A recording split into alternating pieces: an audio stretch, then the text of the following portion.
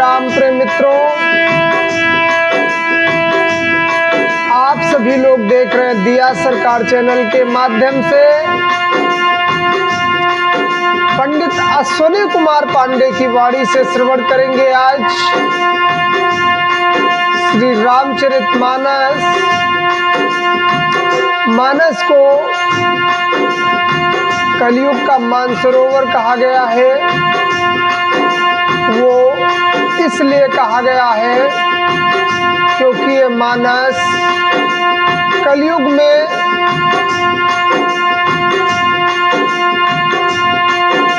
भवसागर को पार करने वाली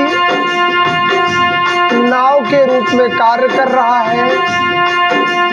सबसे सरल, सबसे शुद्ध और जो समझ में आए उसी को रामचरितमानस कहा गया। रामचरितमानस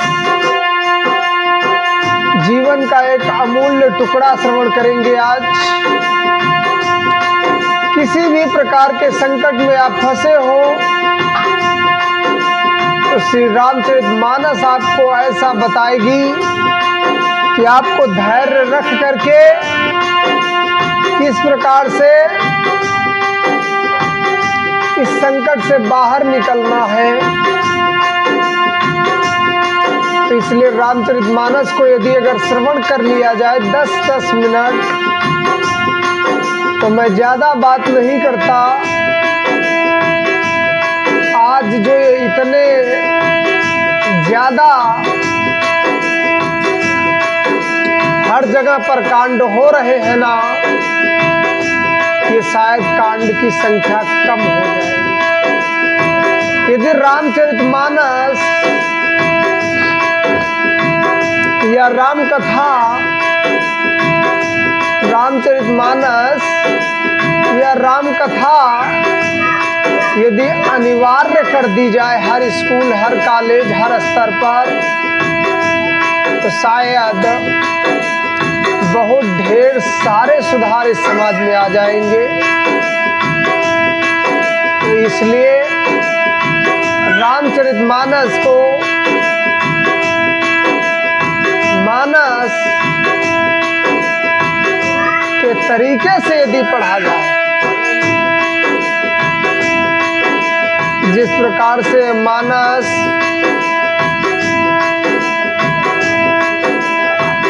कलयुग में भवसागर का पार करने का कार्य कर रही है। एक चौपाई बड़ी अच्छी बाबा ने लिखी, क्या?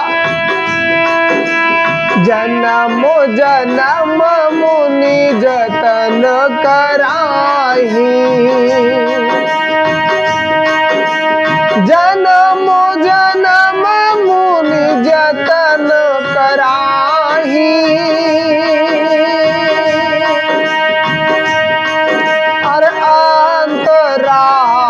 कही आवत नाही, जन्म जन्म मुनि जतन कराही,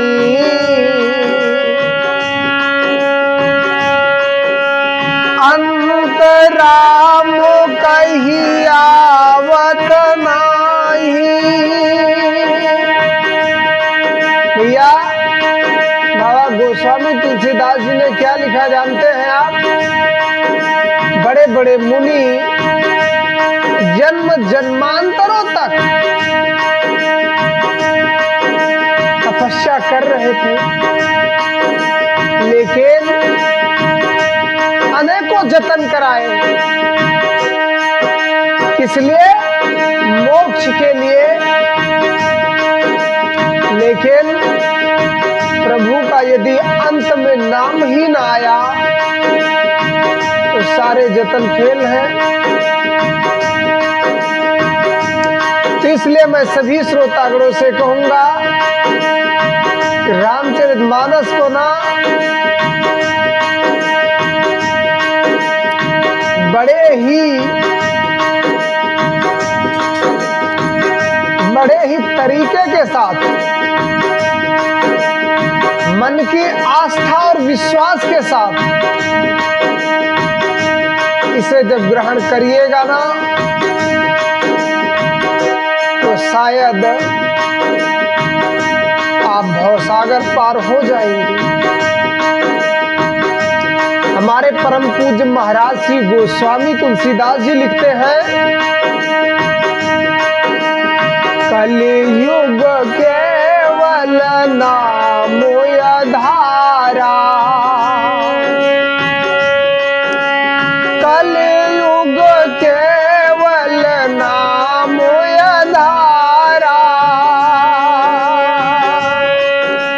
सुमिरी सुमिरी नर उतरहि पारा, कलियुग केवल नामो धारा,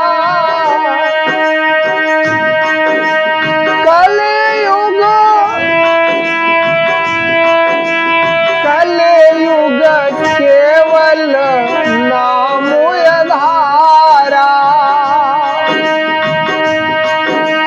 सुमिरी सुमिरी नर उतरहि पारा। कलयुग में केवल नाम को ही आधार दिया गया है। वो भी कौन सा नाम? प्रभु का पावन नाम, जय श्री राम। नाम का अध्ययन करिए, नाम की महिमा जानिए। भगवान रामचंद्र जी महाराज के जीवन से सीखिए। जीवन में कई बार हम क्या करते हैं, कोई भी कार्य करने जाते हैं तो दो तरह के विकल्प मिलते हैं, करूं या ना करूं। कर दिया तो ये होगा, नहीं किया तो ये होगा। तो वैसे ही आप सभी को अपनी अंतरात्मा में जा करके ये पूछना होगा, किस कार्य को मैं करूं या ना करूं। रामचरितमानस का गहन अध्ययन श्रवण करूं या ना करूं। तो पापी मन कहेगा, अरे मत कर। जो अपनी अंतरात्मा है वो कहेगी कि नहीं, श्रवण करो। सकारात्मक ऊर्जा के सामने टिकना, सकारात्मक ऊर्जा के सामने टिकना छोटा कार्य नहीं होता। अब कहेंगे आप कैसे? वो ऐसे, यदि आप भी विद्या अध्ययन कर रहे हो तो आपको नींद बहुत आएगी, आपको नींद बहुत आएगी। और कहीं आप यदि अगर सिर्फ बातें कर रहे हो तो आप शायद पूरी रात नहीं सोएंगे। पूजा का समय 15 मिनट होता है या 20 मिनट होता है, उस 20 मिनट में इतना आलस्य आपको महसूस होगा ना कि आपको ऐसा लगेगा कि नहीं यार, सारा आलस्य आज ही आ गया, अब उठ जाना चाहिए। और उठने के बाद वही आलस्य दूर हो जाता है। तो इसलिए सकारात्मक ऊर्जा जब अपने शरीर को स्पर्श देखती है ना, तो क्या होता है, वहां हम ये जो अपनी नकारात्मक ऊर्जा है ये प्रेरणा करने लगती है कि आप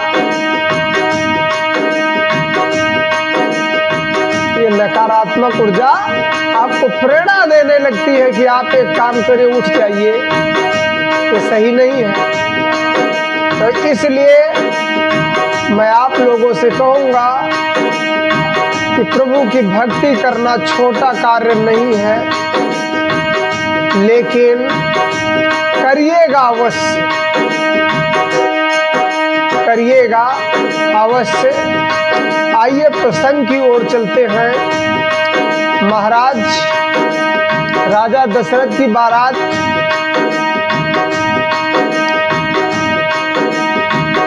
लेकर के जब जनवासे पहुंच गए, क्योंकि बारात तो लेकर राजा दशरथ ही गए थे यहाँ से, भगवान श्री तो वही विराजमान थे।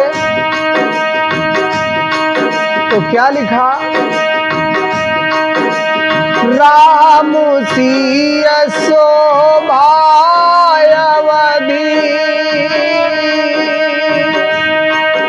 अरे सुखती अवधि दौरा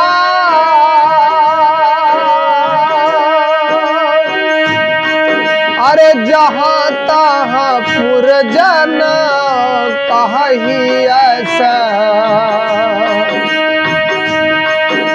मिली नर नारी समान।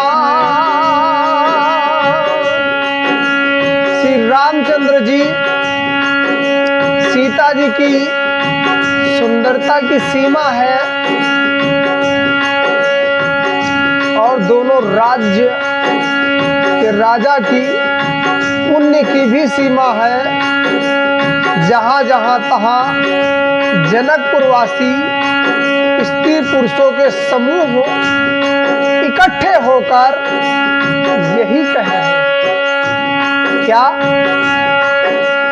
जनक सुकृति मूर्ति बह देहि जनक सुकृति मूर्ति बह देहि दशरथ सुकृति राम धर लेहि अरे इन्ह सम काहू न शिव यवराज रे इन्ह सम काहू न शिव यवराज काहू न इन समान फल लाभे। जनक जी के सुकृत पुण्य की मूर्ति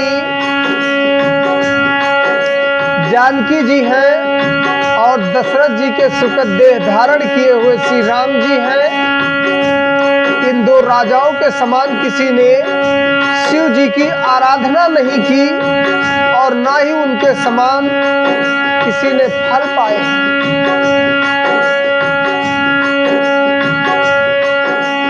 यानी कि सभी नर नारी कह रहे हैं कि आज ये जो राजा दशरथ और जनक जी हैं, इन्होंने देवादिदेव महादेव की बहुत कठिन साधना की है। आज तक लगता है किसी ने नहीं की होगी। ये कौन कह रहा, उनके नर नारी कह रहे हैं।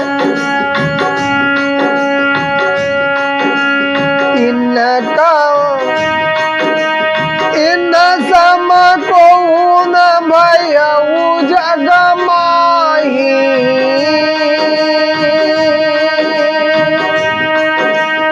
इन सम को न भयउ जग माही है नहीं कतौ होने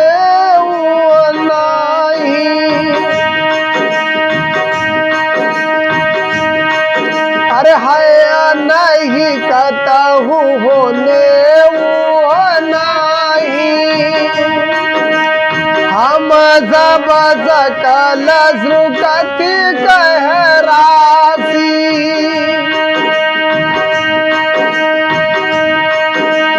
भय है जग जनमी जनक पुरवासी।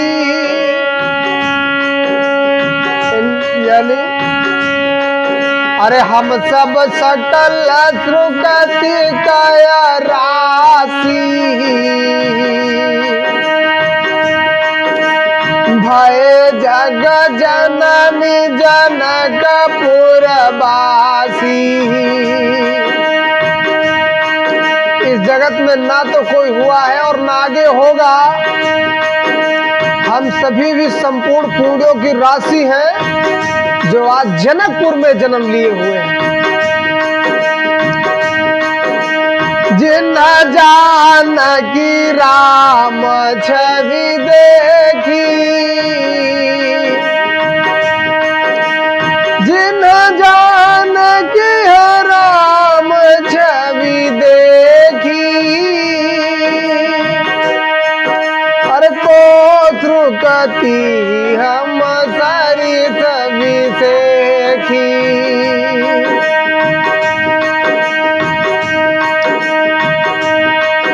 हर पुनि देखा रघुवीर बियाहू,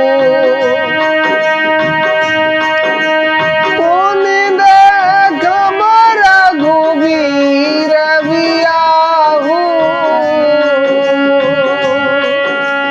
लेब भली विधि लोचन लाहू। और जिन्होंने जानकी जी और श्री रामचंद्र जी की छवि देखी है, हमारे शरीर का विशेष पुण्यात्मा कौन होगा। और अब हम श्री रघुनाथ जी का विवाह देखेंगे और भली भांति नेत्रों का लाभ लेंगे। सोचिए, वो जनकपुर वासी आज धन्य हो गए। किस बात से? क्योंकि वहां भगवान श्री रामचंद्र जी को जिसने स्पष्ट देखा हो। आज हम तो अंतर आत्मा के किवाड़ से देख रहे हैं, लेकिन अगर उस समय की क्या शोभा रही होगी। तो इसलिए आइए आगे मानस श्रवण करें। करही और कहाँ ही परस पर को खिल बयनी, एही बियाह बड़ लाभ सुनयनी, बड़े भाग विधि बात बनाई, हर नया नया तिथि हुई है दो भाई।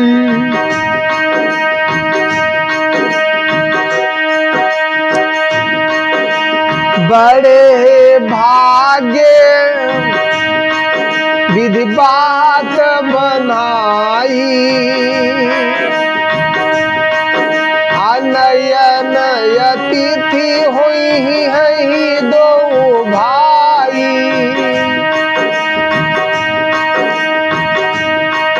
और कवन सो काज कठिन जग माही, जो नहीं होई तात तुम पाई। इस संसार में कौन सा ऐसा कार्य है जो बालाजी सरकार मेरे नहीं कर सकते? तो क्या लिखा आगे?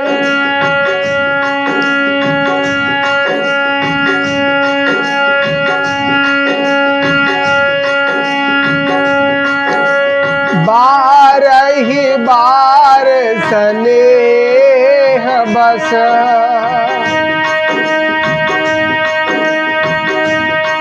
और जनक बोलाऊ मुसिया,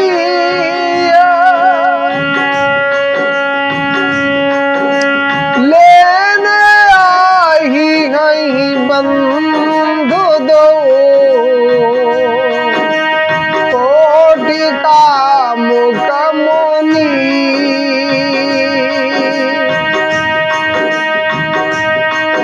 कि जनक जी ने स्नेहवश बार बार सीता जी को बुलावेंगे और करोड़ों कामदेवों के समान सुंदर दोनों भाई श्री सीता जी को लेने यानी विदा कराने आया करेंगे। अरे विविध भांति होई हई पहुनाई, और प्रियन काही यस सासुर माई। हर तब तब राम लखन ही निहारी, अरे होई है सब पुर लोग सुखारी। तब उनकी अनेकों प्रकार से पहुनाई होगी सखी। ऐसी ससुराल किसे प्यारी ना होगी जब हम सब नगरवासी श्री राम लक्ष्मण को देख करके सुखी होंगे। अरे सखी जस राम लखन कर जोटा, अरे तैसा ही भूप संग दुई ढोटा। श्याम गौर सब अंग सुहाए, ते सब कहीं देखी जे आए। हे सखी, जैसा श्री राम लक्ष्मण का जोड़ा है वैसे ही दो कुमार राजा के साथ और भी हैं। एक श्याम और दूसरे गौर वर्ण के हैं। उनके भी सब अंग बहुत सुंदर हैं। जो लोग उन्हें देखने आए हैं ना, वो सब यही कह रहे हैं।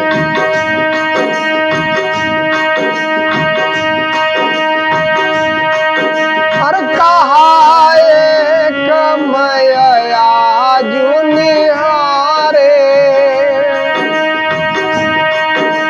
जनु बिरंची निज हाथ संवारे। हर भरत राम ही की अनुहारी, अरे उपमा कहूँ त्रिभुवन को नाही।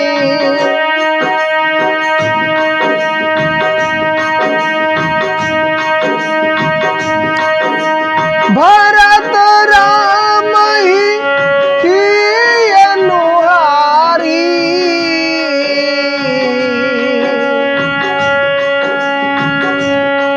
अरे सहसा लखी न सकही नर नारी।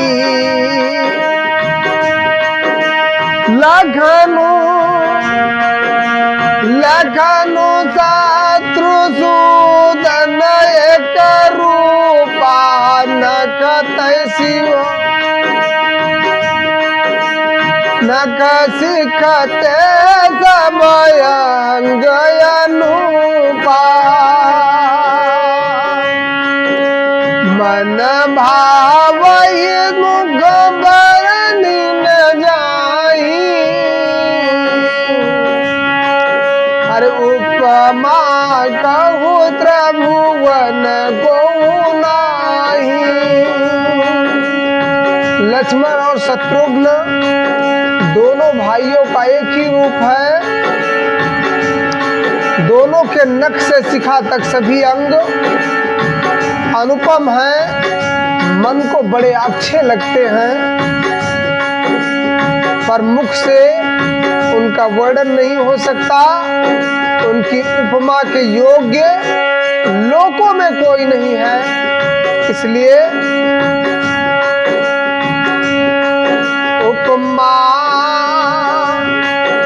उपमान को कहदास,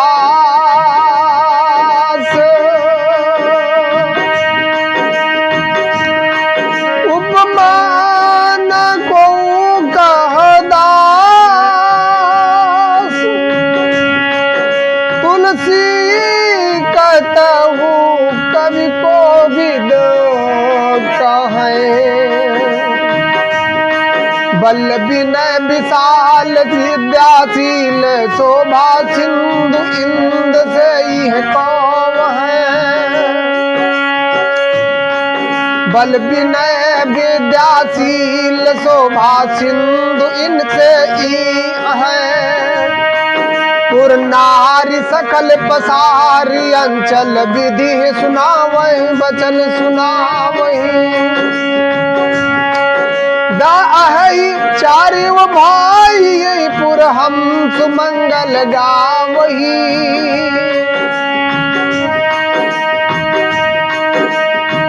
दास तुलसी कहते हैं, कवि और विद्वान भी कहते हैं कि इनकी उपमा कहीं कोई नहीं है। बल विनय विद्याशील और शोभा के समुद्र इनके समान ये ही है। जनकपुर की सब स्त्रियां आंचल फैलाकर विधाता को वचन विनती सुनाती हैं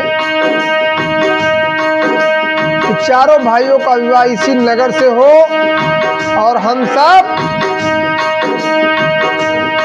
सुंदर मंगल गावे। कवन सो काज कठिन जग माही, जो नहीं होई तात तुम पाही। इस संसार में कौन सा ऐसा कार्य है जो मेरे बालाजी सरकार नहीं कर सकते। तो सभी लोग बालाजी सरकार के चरणों में अर्जी जरूर लगाएंगे। कहाँ ही परस पर नारी, बारी बिलोचन पुलक तना। सखी सब करब पुरारी, पुण्य पयो निध भूप दोई। नेत्रों में प्रामयस्वों का जल आ गया। प्रभु का मन पुलकित हो उठा और सभी स्त्रियां आपस में कह रही, हे सखी, दोनों राजा पुण्य के समुद्र हैं। त्रिपुरारी जी शिव जी सब मनोरथ पूर्ण करेंगे। यही विधि सकल मनोरथ करही। आनंद उमगी उमगी उर भरही। जैन पसिय स्वयंवर आए, देखी बंधु सब तिन सुख पाए। इस प्रकार सब मनोरथ कर रही हैं और हृदय में उमग उमग करके उत्साह पूर्वक आनंद से भर रही हैं। सीता जी के स्वयंवर में राजा आए थे, उन्होंने भी चारों भाइयों को देख करके सुख पाया। कहत राम जसु विशद विशाला,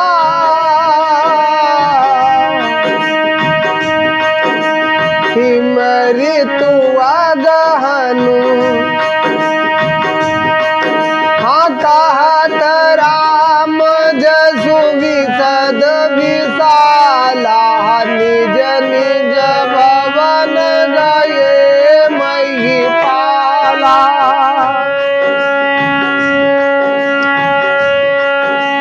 गए बीत कछु दिन यही भांति, प्रमुदित पुर जन सकल बराती।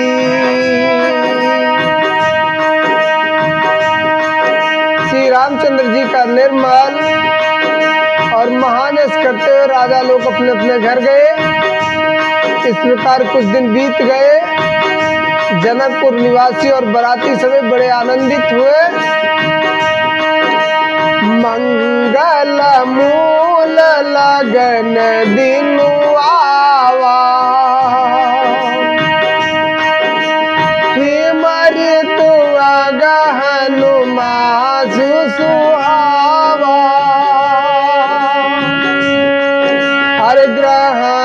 थी नखत जोग बरबारू लगन सोधि विधि कीन विचारू। मंगलों का मूल लग्न दिन आ गया। हेमंत ऋतु और सुहावना अगहन का महीना था। उस समय ग्रह तिथि नक्षत्र योग और वार श्रेष्ठ थे। लगन मुहूर्त शोध कर ब्रह्मा जी ने उस पर विचार किया। पठय दीन नारद सन सोई अरे गनीय जनक कय गन कन जोई सुनी सकल लोगन यह बाता कहीं ज्योतिषी आही विधाता। और उस लगन पत्रिका को नारद जी के हाथ जनक जी के यहाँ भेज दिया। जनक जी के ज्योतिषियों ने भी वही गणना कर रखी थी। जब सब लोगों ने बात सुनी तब वे कहने लगे यहाँ के ज्योतिषी भी ब्रह्मा ही हैं। कवन सो काज कठिन जग माही जो नहीं होई ताते तुम पाई। संसार का कोई भी कार्य बालाजी सरकार से बड़ा नहीं है। हर कार्य बालाजी सरकार कर सकते हैं। धेनु धूरी बेला विमल सकल सुमंगल विप्रन कहे विदेह सनो जानी सगुन को। निर्मल और सभी सुंदर मंगलों की मूल गोधूली की पवित्र बेला आ गई और अनुकूल सगुन होने लगे। यह जानकर ब्राह्मणों ने जनक जी से कहा आगे की कथा हम लोग कल श्रवण करेंगे। दोहा संख्या 312 तक आज हम लोग श्रवण कर चुके हैं। आगे की कथा प्रभु की कल श्रवण करेंगे। इसी के साथ कहेंगे परम पूज्य महाराज श्री दिया सरकार की बोलिए सियावर रामचंद्र की।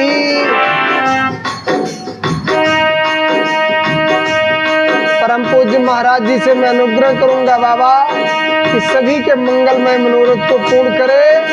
जय जय श्री राम।